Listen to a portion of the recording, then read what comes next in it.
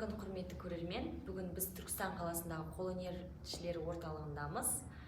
Бүгінгі бізде сұхбатымызда қолөнерші, неше түрлі бұйымдардың иесі Нұрсұлу апаймен сұхбат басталмақ. Біз енді қолөнермен айналысамыз. Бұрынғы ескі қалып кеткен өнер ғой, енді баяғы заманда істеген ата-бабаларымыз.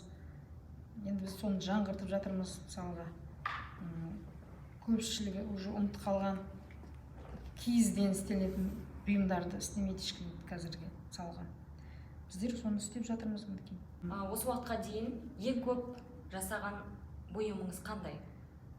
Мысалға сырмақ істеймін да, киізден, мынандай киіздер тұр ғой, мында сырмақ. Ол уақытты көп алатын жұмыста, енді оны сырып істеу керек.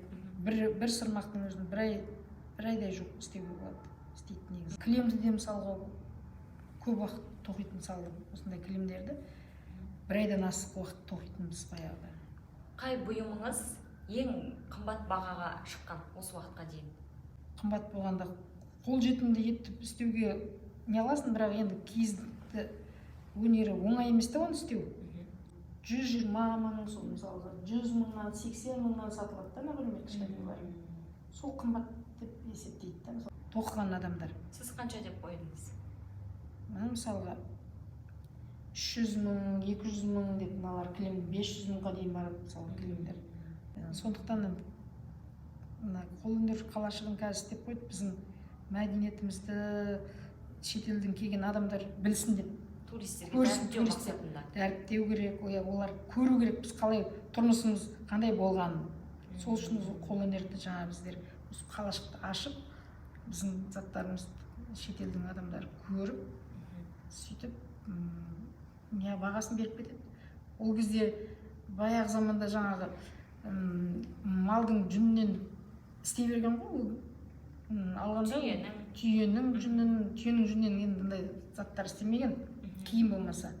Шекпен анау істеген, мына киізді қойдың жүнінен астына отырсақ бізге жылы әрі экологиялық кілемдерді тұтқан, оған әдемі әшекей қылғандай шашақтар істеген, например, үйдің ішіне сән беріп тұратын.